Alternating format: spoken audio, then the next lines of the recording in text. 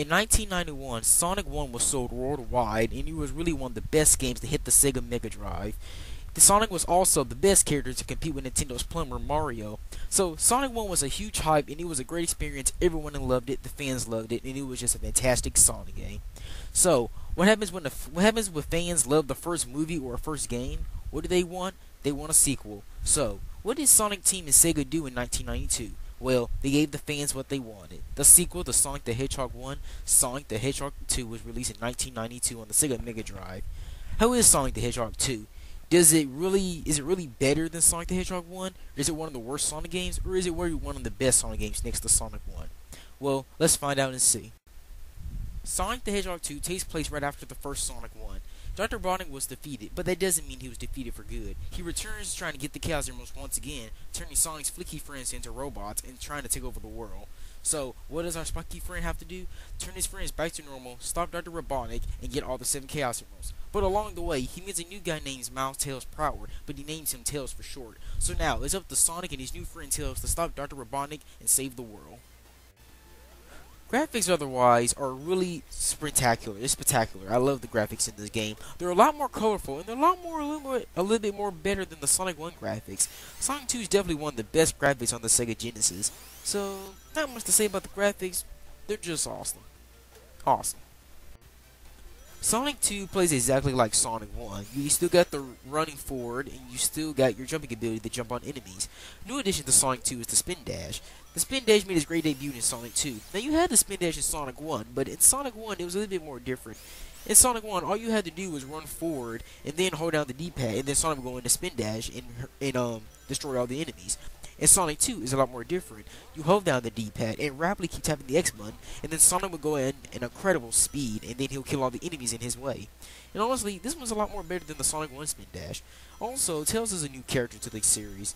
Tails is also a playable character, a playable character, but the story doesn't change a bit. When you beat the game with Sonic, it ends the same way as Tails, except it's a little more different.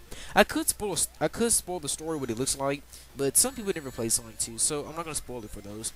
You can also play as Tails in single-player mode with a second controller. If you have a second controller in one-player mode, the second-player controller can control Tails. And honestly, it's really helpful. But it's not really helpful when it comes to the stages. It's really helpful when it comes to the bosses. Most of the time, the second controller can defeat Dr. Robotnik, while the first-player controller won't have to worry about Sonic losing his rings. Speaking of the bosses, they're really one of the best bosses in the entire game. The bosses are stronger, powerful, and a lot more better than the Sonic 1 bosses. So, great hands to that. Okay, now let's talk about the special stages, aka also the Chaos Emeralds. Now, just like Sonic the Hedgehog 1, if you collected all the 6 Chaos Emeralds, you get a good ending. Well, in this game, we have 7 Chaos Emeralds. I guess Ujinaka was such a huge Dragon Ball Z fan, since there were 7 Dragon Balls in Dragon Ball Z, I guess he wanted 7 Chaos Emeralds in Sonic the Hedgehog 2. Well, in the whole Sonic the Hedgehog series. So now we have 7 Chaos Emeralds. Well, it's pretty much almost like Sonic 1. If you collect at least 50 rings or more, and then at the end of the stage, you can jump into a gold ring. In the Sonic 1, you had to go through a maze to find the Chaos Emerald for each special stage, and you'll get all the 6 Chaos Emeralds. In Sonic 2, there's a lot of change in Sonic 2.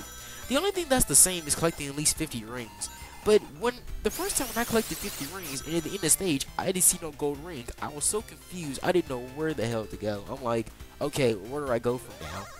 But it's not until I realized that after you collect at least 50 rings, you find a checkpoint, and then you go to a checkpoint, you jump into a gold ring, you jump into a warp hole somewhere on the checkpoint, and then Sonic will go to a special stage. And this is where it gets into 3D. Now, honestly, it looks fun, but to me, I think it's too frustrating. And honestly, it's fun for the first couple of times, but then it gets really hard, and it just gets really boring. And it's really hard to navigate these. It's hard to navigate where these objects are going to be at. To get the Chaos Emerald in this game, unlike going to the maze in Sonic 1, you have to collect certain rings. A number of rings. Sometimes they'll say collect 50 rings. Sometimes they'll say collect 100, and then sometimes they'll say collect 120. And if you collect enough rings, you'll get a Chaos Emerald each stage, and you'll get all the Chaos Emeralds. Honestly, I didn't like the special stages in this game. I think the special stages were a lot more better in Sonic 1. Now, just like Sonic 1, you collect all the Chaos Emeralds. If you get all of them, you get a good ending. If you don't have the Chaos Emeralds, then you pretty much get an okay ending.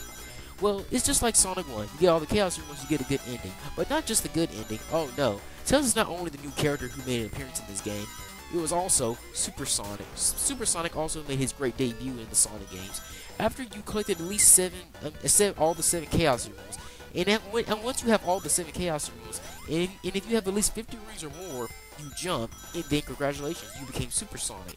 Supersonic is much faster, stronger, and he's really invincible when it comes to enemies, and mostly when it comes to bosses. Supersonic is really the best character to play as in this entire game. But Supersonic does have a downfall, though. Well, most of the time you don't want to be Supersonic. Now, you guys may be thinking, oh, who doesn't want to be Supersonic? Well, true, I said that too, but most of the time you don't want to be Supersonic. Because most of the time when it comes to, like, platforms, okay, platform's a good example. Now, we all know in platforming games you want to take your time, you know, concentrate and make sure you don't fall, because in platforms you gotta take your time. Well, like I said before, Supersonic is so hyper all the time, he's really hard to control. Even if you tilt the controller a little bit, Supersonic can run over the freaking place, and most of the time you're like, I don't want to be Supersonic, but if at least you have 50 rings, and if you have to jump, well, sometimes you have no choice but to jump. But Supersonic is still a great character, but unfortunately, he can still die from water, he can still fall, and he can still be crushed by objects and everything. But other than that, Supersonic is really one of the best characters to play as in this game. The music in Sonic 2 is great. It got even better after Sonic the Hedgehog 1. In the first Sonic game, my favorite song was Spring Dark Zone. I do love that song. In Sonic 2, I have to say it's Hilltop Zone. Hilltop Zone is such a catchy theme, and I think that's my favorite song in the entire game.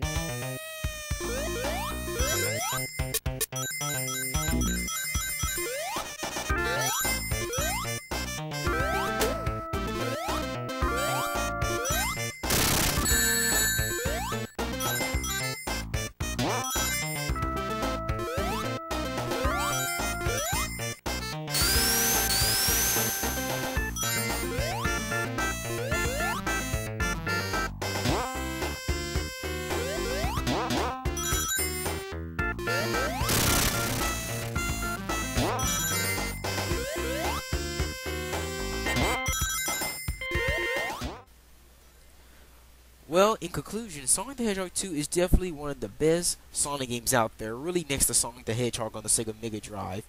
So, just like Sonic 1, if you see Sonic 2 in stores on Sonic Mega Collection, on the PSP, or if you see it on the PC as a download, well, I really say recommend it, because it's really one of the greatest games out there. So, I hope you guys pick up Sonic 2 if you have the chance to see it.